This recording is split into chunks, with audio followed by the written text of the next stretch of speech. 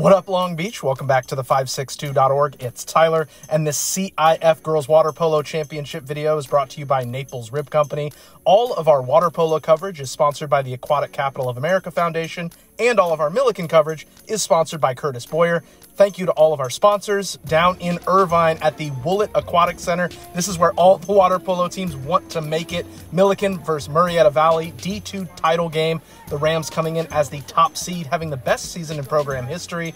Meanwhile, the Nighthawks looking for their first CIF title since 2016. Millikan with a great traveling support section here for their first ever CIF title game.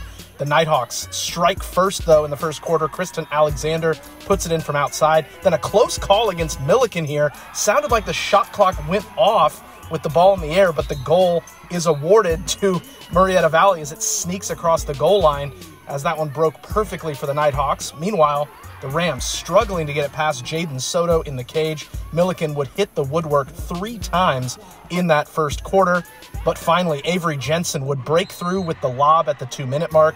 That's going to put the Rams on the board here in the first quarter. But back the other way, Mackenzie Wood answering right back as the Nighthawks go back in front.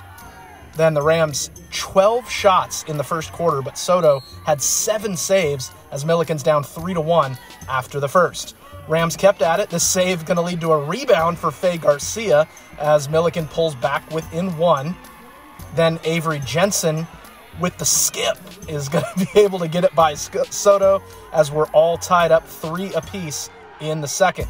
Millikan's defense did well to overcome 3 Murrieta Valley man-up opportunities in the second quarter. Great steal by Lindsay Arbing in one of those 6-on-5 situations, but Arbing unable to sneak it over Soto, who just had great range in the cage all day long.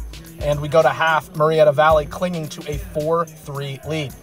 In the third quarter, great possession to start the half. Osorio is going to be mauled down low for a penalty as Janine earns one. Avery Jensen going to convert from 5 meters. That gives her a hat trick, and we're tied at 4, 18 seconds into the third quarter.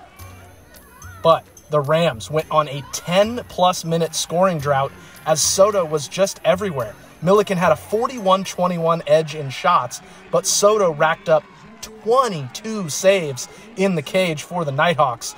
And that offense did get going in the final minute 20 of the third quarter. Kaylee Boyer scores, and then Elizabeth Hernandez in the hole. 2 quick goals to end the third as Murrieta Valley now leads 6-4 heading into the final period.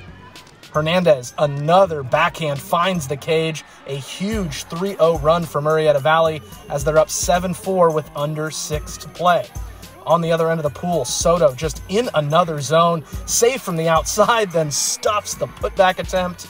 Then a quick shot for Osorio is going to be stopped. Faye Garcia pounces on the rebound and is going to earn the penalty, but Soto comes up and stones the 5-meter penalty, a backbreaker for the Rams as the junior was just flawless today. Larson Jensen finally going to break that scoring drought with 3:25 left as the Rams pull within 2. It's now 7-5. But again, brutal luck for Millikan as this ball doesn't quite find its way into the cage. And then off the field block, the ball just always seemed to float Murrieta Valley's way all day long. And Millikan did score again late, but not enough time to complete the comeback as the final seconds tick away, and Murrieta Valley wins 7-6. A heartbreaking finish for Millikan. Head coach Jose Guzman and his coaching staff making history, doing a great job with this group after moving up a division.